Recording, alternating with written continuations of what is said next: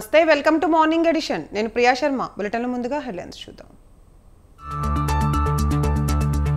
నేడు కాంగ్రెస్ కేంద్ర ఎన్నికల కమిటీ భేటీ పెండింగ్ లో ఉన్న ఎంపీ టికెట్ల కేటాయింపుపై చర్చ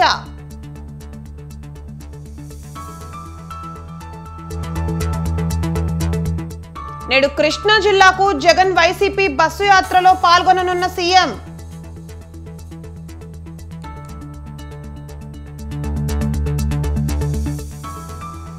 తాడికొండ ప్రత్తిపాడు నియోజకవర్గాల్లో చంద్రబాబు పర్యటన ప్రజాగళం సభల్లో పాల్గొననున్న టీడీపీ అధినేత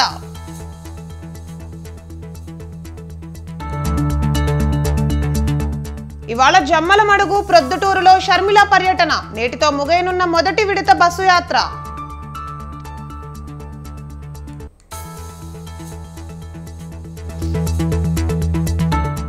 ఎమ్మెల్సీ కవితను విచారించనున్న సిబిఐ లిక్కర్ స్కామ్ కేసులో ప్రశ్నించనున్న అధికారులు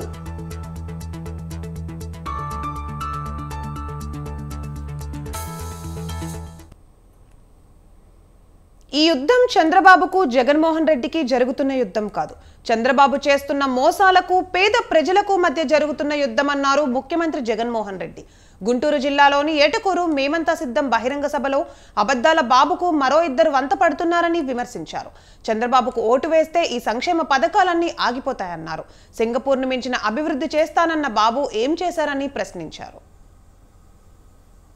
రోజు మరో ప్రపంచం కనిపిస్తా ఉంది ఈ మహాజన సముద్రం చరిత్రలో ఎప్పటికీ కూడా నిలిచిపోతుంది మీ జగన్ కు మద్దతుగా మీ బిడ్డకు మద్దతుగా 2 బటన్లు ఫ్యాన్ మీద ప్రతి ఒక్కరూ నొక్కడానికి మరో 100 మందితో చెప్పి నొక్కించడానికి మీరంతా సిద్ధమేనా అని అడుగుతా ఉన్నాను ఈసారి జరగబోతా ఉన్న ఎన్నికలు ఈ కురుక్షేత్ర యుద్ధం చంద్రబాబు మోసాలకు ప్రజలకు మధ్య జరగబోతా ఉన్న యుద్ధం ఇది ఇంటింటికి పెన్షన్ అందించిన ప్రభుత్వానికి దాన్ని ఆపిన బాబు దుర్మార్గానికి మధ్య జరుగుతా ఉన్న యుద్ధం ఇది వారి మోసాలకి మనకున్న విశ్వసనీయతకు మధ్య జరుగుతా ఉన్న యుద్ధం ఈ అబద్ధాల బాబుకు ఇద్దరు వంతలు ఒకరు దత్తపుత్రుడు మరొకరు ఆయన వదినమ్మ ఈ ముగ్గురు కలిసి రోడ్ల మీద అబద్ధాలు బుర్ర కథలతో చెప్పడం మొదలు పెట్టారు బాబు మోసాల బుర్ర కథను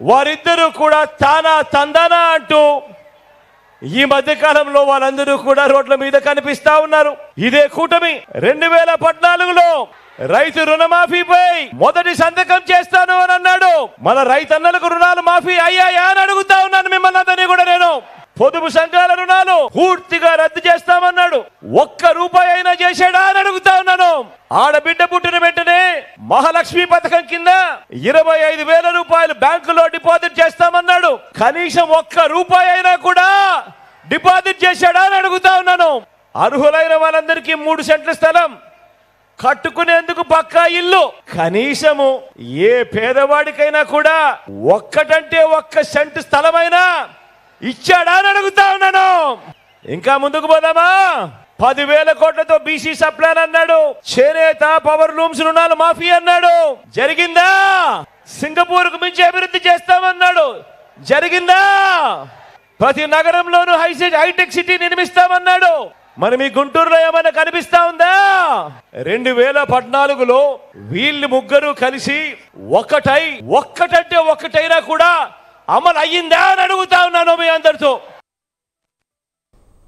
సీఎం జగన్ పై టీడీపీ అధినేత చంద్రబాబు ఫైర్ అయ్యారు ఏపీలో రాక్షస పాలన సాగుతోందని రాక్షస పాలనను తరిమి కొట్టేందుకు ప్రజలు సిద్ధంగా ఉన్నారన్నారు జగన్ జలగలాగా ప్రజల రక్తాన్ని తాగుతున్నారని మండిపడ్డారు అన్ని ధరలను పెంచి సామాన్యులను నిండా ముంచేస్తున్నారన్నారు బలవంతంగా జనాన్ని సిద్ధం సభలకు తరలిస్తున్నారని సభలకు వెళ్ళకపోతే పెన్షన్లు కట్ చేస్తున్నారన్నారు 3 రాజధానుల పేరుతో 3 ముక్కలాట ఆడారన్నారు నాసిరకం మద్యంతో ప్రజల ప్రాణాలతో ఆడుకుంటున్నారని చంద్రబాబు ఆగ్రహం వ్యక్తం చేశారు ఒక్క మీటింగ్ పెట్టాలంటే చెప్పాను వస్తాడు వస్తే రోడ్లన్నీ తవ్వాలి చెట్లన్నీ నరకాలి సభకు రాకపోతే పింఛను కట్టు రేషన్ కట్టు అమ్మఒడి లేదు అయినా కొంతమంది అంటున్నారు నీ పింఛను పోయినా పర్వాలా నీ రేషన్ పోయినా పర్వాలా అమ్మఒడి పోయినా పర్వాలా మళ్ళీ బాబు వస్తాడు మాకు ఇస్తాడని మీరందరూ కూడా నిర్ణయించుకున్నారు. కానీ మనం సభ పెట్టాలంటే మా తమ్ముళ్ళు ఇంట్లో హ్యాంగర్ కొన్న పసుపు షర్ట్ వేసుకొని రోడ్డు మీదకి వచ్చేస్తారు. సభ అదిరిపోద్ది. అపోజిషన్ వాళ్ళ గుండెళ్ళు పగిలిపోతాయి. అది ఈరోజు తెలుగుదేశం జన సైనికుల యొక్క పట్టుదల. నేను ఈరోజు మీ ముందరికి వచ్చాను, సూపర్ 6 తో మీ ముందరకు వచ్చాను. నిన్ననే పవన్ కళ్యాణ్ గారు ఇంకా ఒక 4 పాయింట్లు యాడ్ చేద్దామన్నారు. దాన్ని కూడా నేను ఒప్పుకుంటానని చెప్పాను. ఇదే కాదు, అన్ని వర్గాలకు అన్ని ప్రాంతాలకి ప్రతి ఒక్కరికి న్యాయం చేసే బాధ్యత మాదని మరొక్కసారి మీకు హామీ ఇస్తున్నా. సూపర్ 6 లో మా ఆడబిడ్డలకు పెద్దపీట వేసే కార్యక్రమాన్ని చేపట్టాను. మీరు ఒకసారి ఆడబిడ్డలంతా ఆలోచించండి. నేనిచ్చే సూపర్ 6 ఇందులో మొదటిది ఆడబిడ్డ నిధి. ఒక ఆడబిడ్డకు నెలకు 1500, ఇద్దరుంటే 3000, ముగ్గురుంటే 4500, నలుగురుంటే 6000. ఆంక్షలు లేవు. మీ ఇంటికి నేరుగా మీ అకౌంట్కు డబ్బులు వేసే బాధ్యత నాది. రాష్ట్రంలో అన్ని పార్లమెంట్ స్థానాలకు అభ్యర్థులను ప్రకటించిన కాంగ్రెస్ ఖమ్మం విషయంలో మాత్రం ఇంకా సస్పెన్స్ ను కొనసాగిస్తూనే ఉంది. ఖమ్మం అభ్యర్థి విషయంలో మీనమేషాలు లెక్క పెడుతూనే ఉంది. అక్కడి నుంచి ఎవరిని బరిలోకి దింపాలనే విషయంలో ముల్లగల్లాలు పడుతోంది. ఇప్పుడే కాదు, ఖమ్మం కాంగ్రెస్ టికెట్ విషయంలో ఇదే తరహా ఉత్కంఠ ప్రతిసారి కొనసాగుతోంది. ఇంతకీ ఖమ్మం గుమ్మంలో బరిలో నిలిచేందుకు కాంగ్రెస్ నుంచి ఎంతమంది నేతలు రేసులో ఉన్నారు? గట్టి పోటీ ఉండడంతో అభ్యర్థి ప్రకటన లేట్ అవుతోందా, లేక మరేదైనా కారణం ఉందా?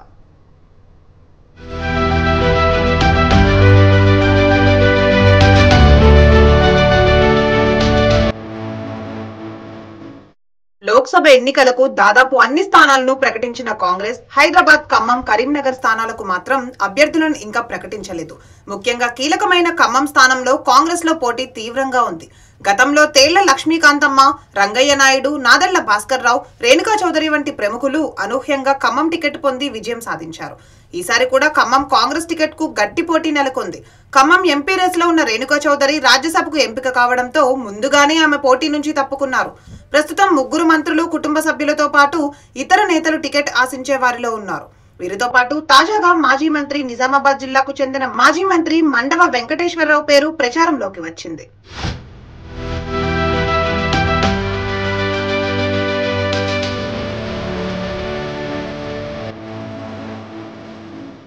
ఖమ్మం స్థానానికి సీనియర్ నేత మండవ వెంకటేశ్వరరావు పేరు ఖరారైనట్లు తెలుస్తోంది. ఖమ్మం జిల్లాలో 2 కీలక నేతలకు చెక్ పెట్టేలా స్థానికేతరుడైన మండవను రంగంలోకి దించనున్నట్లు సమాచారం. ఖమ్మం జిల్లాలో కమ్మ సామాజిక వర్గానికి చెందిన వారు ఎక్కువగా ఉంటారు. ఈ నేపథ్యంలోనే సీనియర్ నేత రేవంత్ రెడ్డికి సన్నిహితుడైన మండవను రంగంలోకి దించుతున్నట్లు వార్తలు వినిపిస్తున్నాయి. అయితే ఈ వార్తలపై రాజకీయ విశ్లేషకులు భిన్నంగా స్పందిస్తున్నారు. స్థానికేతరుడైన మండవకు టికెట్ ఇస్తే మొదటికే మోస వస్తుందేమో అన్న అనుమానాలను కూడా వ్యక్తం చేస్తున్నారు.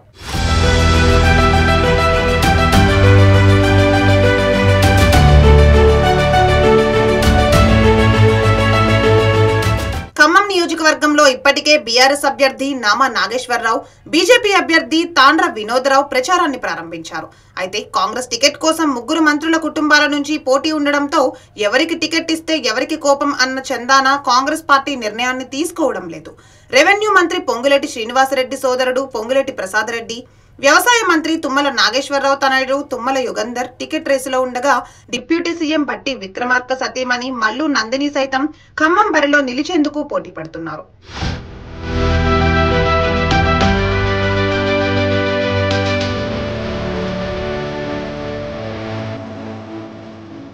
వీరు కాకుండా ఖమ్మం టికెట్ కోసం మాజీ ఎంపీ వి హనుమంతరావుతో పాటు మాజీ ఎమ్మెల్సీ పోట్ల నాగేశ్వరరావు, వ్యాపారవేత్త వంకాయలపాటి రాజేంద్ర ప్రసాద్, గ్రానైట్ అసోసియేషన్ రాష్ట్ర నాయకులు, కాంగ్రెస్ నేత రాయల నాగేశ్వరరావు, మానుకొండ రాధాకిషోర్ తదితరులు పోటీలో ఉన్నారు.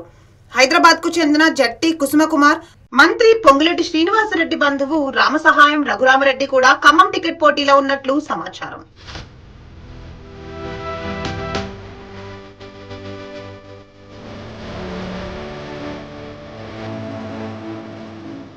ఖమ్మం అభ్యర్థిపై ఇప్పటికే పీసీసీ, ఏఐసీసీ స్థాయిలో చర్చలు జరిగినా అభ్యర్థి ఎవరు అన్నది నిర్ణయం తీసుకోలేదు. ఒక దశలో రాష్ట్ర పీసీసీకి అధికారం ఇచ్చారని ప్రచారం జరిగింది.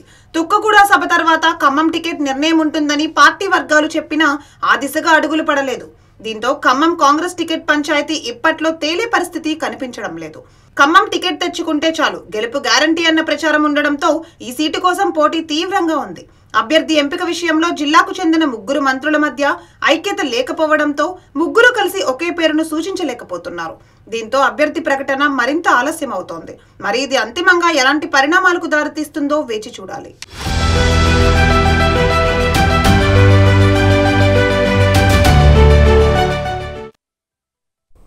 మల్కాజ్గిరి బీజేపీ ఎంపీ నియోజకవర్గంలో రాజకీయ కలకలం రేగుతోంది. పార్టీ టికెట్ దక్కని ఆశావాహులు అసంతృప్తితో ఉన్నారు. టికెట్ పొందిన ఈటెల పార్టీ శ్రేణులను పట్టించుకోవడం లేదని, ఒంటెద్దు పోకడలకు పోతున్నారని కొందరు నేతలు ఆరోపిస్తున్నారు. రాజకీయ గందరగోళ పరిస్థితులు నెలకొన్న మల్కాజ్గిరి బీజేపీ ఎంపీ నియోజకవర్గంలో ఈటెల ఒంటరి పోరు సాగిస్తున్నారు. ఈ వివరాలు తెలుసుకోవాలంటే watch the story. Malkajgiri MP నియోజకవర్గ బీజేపీ అభ్యర్థి ఈటెల రాజేందర్ విస్తృతంగా ఎన్నికల ప్రచారం సాగిస్తున్నారు. అయితే ఆయనకు కమలం పార్టీ నేతల సహాయం కరువైనట్లు తెలుస్తోంది. పార్టీ ఎంతో ప్రతిష్టాత్మకంగా తీసుకున్న ఈ సీటుకు సీనియర్లు అనేక మంది పోటీ పడ్డారు.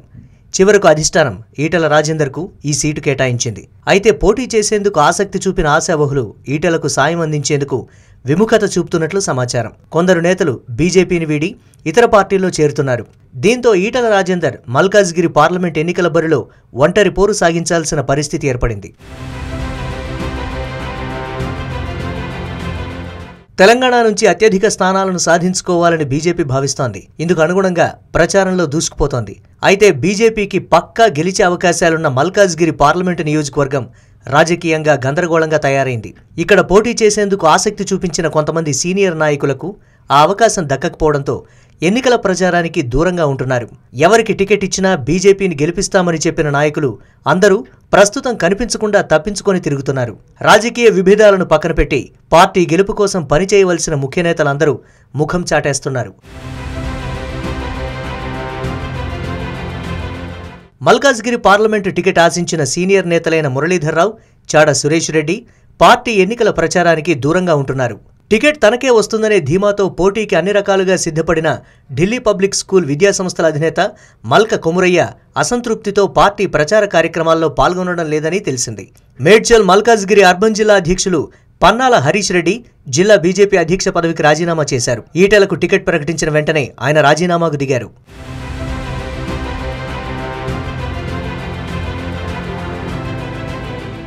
మల్కాజ్గిరి టికెట్ ఆశించిన కుత్బుల్లాపూర్ మాజీ ఎమ్మెల్యే కూన శ్రీశైలం గౌడ్ బీజేపీకి రాజీనామా చేసి కాంగ్రెస్లో చేరారు. పార్లమెంటు టికెట్ ఆశించి భంగపడ్డ దేవేంద్ర గౌడ్ కుమారుడు వీరేంద్ర గౌడ్ ఇప్పటి వరకు ఈటెల ప్రచారంలో కనిపించలేదు. నియోజకవర్గ స్థాయి నేతలు సైతం ఈటెలతో అంటీ ముట్టనట్లు వ్యవహరిస్తున్నారు. ఒకవైపు ఎన్నికలు సమీపిస్తున్నా ఎన్నికల ప్రచారంలో ముఖ్య నేతలు ఎవరూ కనిపించకపోవడంతో కింది స్థాయి నాయకులు కలవరపడుతున్నారు. పార్లమెంట్ అభ్యర్థిగా పోటీ చేస్తున్న ఈటెల రాజేందర్ తీరును సైతం పార్టీ శ్రేణులు తప్పుపడుతున్నాయి. గత అసెంబ్లీ ఎన్నికల్లో హుజూరాబాద్, గజ్వేల్ 2 స్థానాల నుంచి ఎమ్మెల్యేగా పోటీ చేసి ఓడిపోయిన ఈటెలకు పార్టీ అధిష్టానం టికెట్ కేటాయించడం సరికాదని అంటున్నాయి. ఈటెలను పార్టీ అభ్యర్థిగా ప్రకటించిన తర్వాత స్థానిక నేతలు ఎవరినీ స్వయంగా వెళ్లి పలకరించలేదని మల్కాజ్గిరి నాయకులు అంటున్నారు. ఈటెల రాజేందర్ ఒంటెద్దుపోకడల వల్ల పార్టీ నేతలందరూ దూరమవుతున్నారని విమర్శలు వినిపిస్తున్నాయి. తెలంగాణలో ఎన్నికల ప్రచారంలో భాగంగా ప్రధాని నరేంద్ర మోదీ మల్కాజ్గిరిలో బీజేపీ గెలుపు కోసం రోడ్ షో నిర్వహించారు. అయినా ఇక్కడి నాయకుల మధ్య మాత్రం సమన్వయం కనిపించడం లేదు. కమలం పార్టీలోని అసంతృప్తులు అలకవహించిన నాయకులను బుజ్జగించడానికి అధిష్టానం రంగంలోకి దిగింది. మల్కాజ్గిరి నుంచి ఈటెలను గెలిపించి పార్లమెంటు పంపితే కష్టపడి పనిచేసిన నేతలకు పార్టీ పదవులతో పాటు జాతీయ స్థాయిలో నామినేట్ పదవులనిస్తామని అధిష్టానం హామీల వర్షం కురిపిస్తోంది.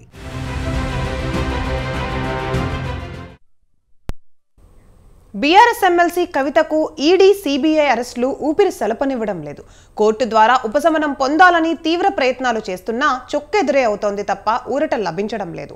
మొన్న మధ్యంతర బెయిల్, తాజాగా సిబిఐ అరెస్టు పిటిషన్లపై ఆమెకు ఎదురుదెబ్బే తగిలింది. మరోవైపు కవితను 3 రోజుల కస్టడీకి అనుమతిస్తూ తీర్పునిచ్చింది రౌస్ అవెన్యూ కోర్టు. దీంతో కవిత ఇప్పట్లో బయటకు వస్తారా? లిక్కర్ స్కామ్ ఉచ్చు నుంచి బయటపడతారా?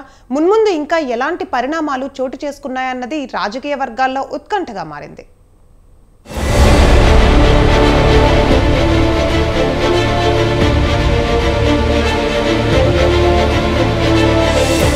దేశవ్యాప్తంగా రాజకీయ ప్రకంపనలు రేపుతున్న ఢిల్లీ లిక్కర్ స్కామ్ కేసులో ఎమ్మెల్సీ కవితకు షాకుల మీద షాకులు తగులుతున్నాయి. ఢిల్లీ లిక్కర్ స్కామ్ లో ఆరోపణలు ఎదుర్కొంటున్న ఆమె బయటకు రాకుండా ఎక్కడికక్కడ ఉచ్చు బిగుసుకుంటుంది. ఈడీ అరెస్టుతో తిహార్ జైల్లో ఉన్న కవితను ఇప్పటికే సిబిఐ అరెస్టు చేసింది. అయితే తనను విచారించడానికి 5 రోజుల కస్టడీ కోరుతూ పిటిషన్ వేసింది సిబిఐ. దీనిపై విచారణ జరిపిన ఢిల్లీ రౌస్ అవెన్యూ కోర్టు 3 రోజుల కస్టడీకి అనుమతినిచ్చింది. అయితే సిబిఐ అరెస్టు విచారణను ఖండిస్తూ కవిత రౌస్ అవెన్యూ కోర్టులో పిటిషన్ దాఖలు చేయగా ఆమెకు కోర్టులో చుక్కెదురైంది.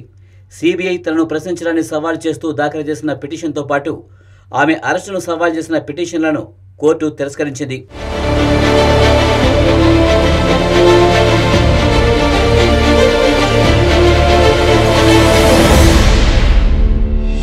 కోర్టు విచారణ సందర్భంగా తనను సిబిఐ కస్టడీకి ఇవ్వాల్సిన అవసరం లేదని, ఇప్పటికే సిబిఐ అధికారులు తనను ప్రశ్నించారని, అడిగిన ప్రశ్నలను మళ్లీ అడుగుతున్నారని కవిత కోర్టు దృష్టికి తీసుకువెళ్లారు. అయితే కవితను విచారించి మరిన్ని వివరాలను తెలుసుకోవాల్సిన అవసరం ఉందని, ఆమె విచారణకు సహకరించడం లేదని సిబిఐ కోర్టు దృష్టికి తీసుకువెళ్లారు. కవిత లిక్కర్ స్కామ్ లో కీలక సూత్రధారి అని సిబిఐ తరపు న్యాయవాదులు వాదించారు. ఇండో స్పిరిట్ కంపెనీలో కవిత భాగస్వామి అని నిందితుల వాట్సాప్ చాట్ ద్వారా స్పష్టమైందని వివరించడంతో ఇరుపక్షాల వాదనలు విన్న కోర్టు సిబిఐ వాదనతో ఏకీభవించి కవితను 3 రోజుల సిబిఐ కస్టడీకి అనుమతించింది. దీంతో తిహార్ జైల్లో ఉన్న కవితను సిబిఐ తమ కస్టడీలోకి తీసుకుని లిక్కర్ స్కామ్ వెనుక ఎవరెవరు ఉన్నారు, ఎవరి పాత్ర ఎంత అన్న దానిపై లోతుగా విచారించనుంది సిబిఐ.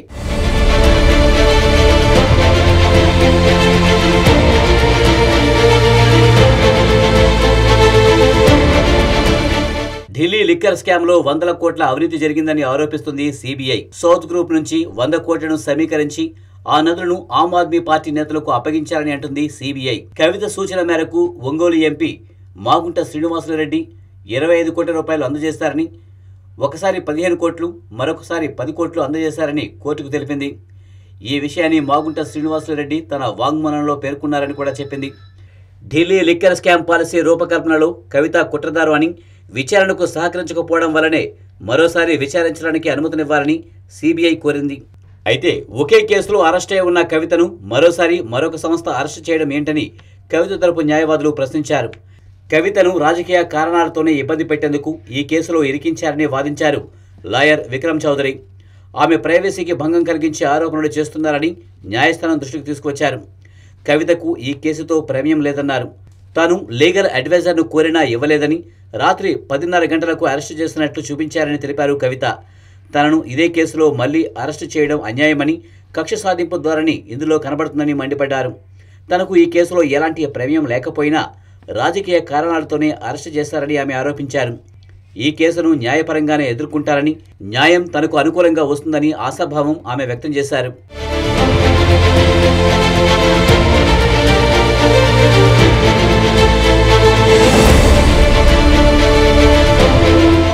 ఇక కవితకు లిక్కర్ స్కామ్లో ఉచ్చు బిగుస్తున్న నేపథ్యంలో గులాబీ శ్రేణులు ఆందోళన చెందుతున్నారు. ఇప్పటికే ఇటీవల జరిగిన అసెంబ్లీ ఎన్నికల్లో ఓడిన ఆ పార్టీ గడ్డు పరిస్థితులను ఎదుర్కొంటుంది.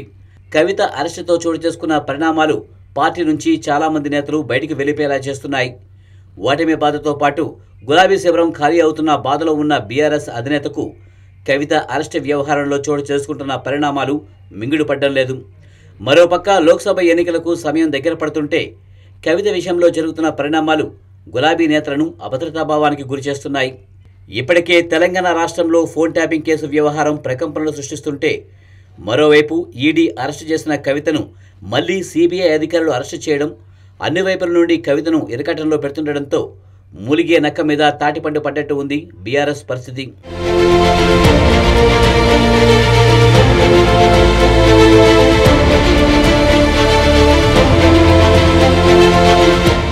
ఇక సిబిఐ 3 రోజుల కస్టడీలో ఎలాంటి నిజాలు బయటికి రానున్నాయి? ఇకనైనా సిబిఐకి కవిత సహకరిస్తారా?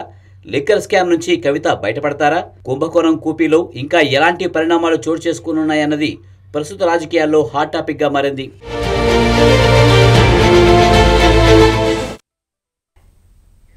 ఢిల్లీలో రాష్ట్రపతి పాలన విధించేందుకు కేంద్రం ప్రయత్నిస్తోందా? ఆమ్ ఆద్మీ పార్టీతో పాటు ప్రతిపక్ష పార్టీలన్నీ ఇదే అనుమానాలను వ్యక్తం చేస్తున్నాయి. కేంద్రంలోని బీజేపీ ప్రభుత్వం కూడా రకమైన సూచనలు చేస్తోంది. పార్లమెంట్ ఎన్నికలు ముగిసే వరకు రాష్ట్రపతి పాలన విధించకుండా ఆగుతారా? ఈలోగానే ఓటు వేస్తారా అన్నది సస్పెన్స్.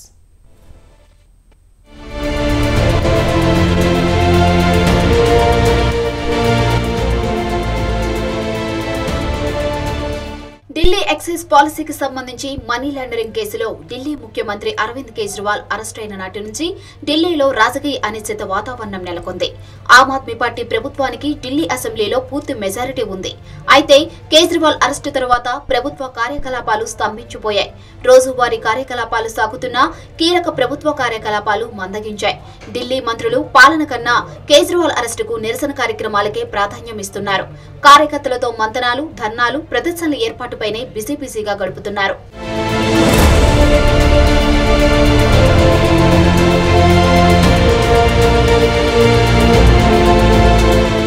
ఢిల్లీలో అరవింద్ కేజ్రీవాల్ ప్రభుత్వం ఏర్పడిన నాటి నుంచి సీఎంకు లెఫ్టినెంట్ గవర్నర్ వీకే సక్సేనాకు ఏనాడు సామరస్యపూర్వక సంబంధాలు లేనేలేవు. లెఫ్టినెంట్ గవర్నర్ కేంద్రం ఏజెంట్గానో, కేంద్ర హోంమంత్రి అమిత్ షా పీఏగానో వ్యవహరిస్తున్నారు. సీఎం కేజ్రీవాల్ జైల్లో ఉంటే లెఫ్టినెంట్ ప్రభుత్వాన్ని నడిపేందుకు పెద్ద చొరవ చూపలేదు. కానీ తాను సమావేశం ఏర్పాటు చేసినా ఢిల్లీ మంత్రులు రావడం లేదని లెఫ్టినెంట్ గవర్నర్ కేంద్ర హోం మంత్రిత్వ శాఖకు లేఖ అస్త్రాలు సంధిస్తున్నారు.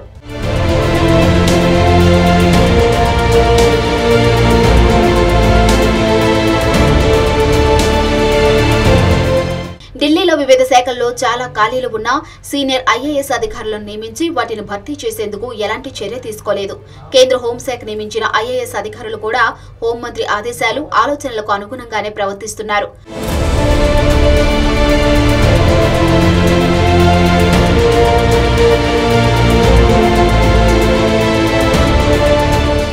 ఢిల్లీలో రాష్ట్రపతి పాలన విధించేందుకు కేంద్ర ప్రభుత్వం కుట్ర పన్నుతుందని ఢిల్లీ మంత్రి అతిషి ఆరోపించారు. కొద్ది రోజులుగా కేంద్రం నుంచి ఇదే విధమైన సూచనలు వ్యక్తమవుతున్నాయని అతిషి ఆరోపించారు. ఢిల్లీ ప్రభుత్వం పెద్దగా వ్యవహరించవలసిన లెఫ్టినెంట్ గవర్నర్ హోంశాఖకు పలు ఫిర్యాదులు చేస్తూ లేఖలు రాస్తున్నారని అతిషి ఆరోపించారు. సీఎం కేజ్రీవాల్ వ్యక్తిగత కార్యదర్శిని 20 ఏళ్ల నాటి కేసు సాకుగా చూపి తొలగించారని ఆమె విమర్శించారు. भारतीय जनता पार्टी को चेतावनी दे दूं कि दिल्ली में राष्ट्रपति शासन लगाना गैर कानूनी होगा, गैर संवैधानिक होगा और दिल्ली की जनता के जनादेश के खिलाफ होगा। दिल्ली की जनता ने अरविंद केजरीवाल जी को, आम आदमी पार्टी को एक स्पष्ट जनादेश दिया है। इस जनादेश के तहत कुछ ही दिन पहले 17 फरवरी को दिल्ली विधानसभा में फ्लोर टेस्ट करके कॉन्फिडेंस मोशन लाके अरविंद केजरीवाल की सरकार ने अपनी मेजॉरिटी को साबित किया है। ये बिल्कुल साफ है कि भारत के संविधान के तहत किसी सरकार की मेजॉरिटी होते हुए किसी सरकार के पास जब उनके हाउस का कॉन्फिडेंस होता है तो राष्ट्रपति शासन नहीं लगाया जा सकता। ఢిల్లీలో కేజ్రీవాల్ ప్రభుత్వం ఏర్పడినప్పటి నుంచి పక్కలో బల్లంగా ఉందన్నది బీజేపీ నిశ్చిత అభిప్రాయం. ఆ పార్టీ ఎదుగుతూ పంజాబ్లో ప్రభుత్వాన్ని కైవసం చేసుకోవడం కూడా కటకంగానే ఉంది. ఢిల్లీ ఎక్సైజ్ కేసు సాకుతో కేంద్ర ఏజెన్సీల ద్వారా కేజ్రీవాల్ ను జైలుకు పంపినా లోక్సభ ఎన్నికల నేపథ్యంలో మోదీ సర్కార్ రాష్ట్రపతి పాలన విధించేందుకు కాస్త ముందు వెనుకలాడుతున్నట్లు కనిపిస్తుంది. ఎన్నికల ప్రక్రియ ముగిసిన తరువాత కేజ్రీవాల్ సర్కార్పై వేటు ఖాయమే.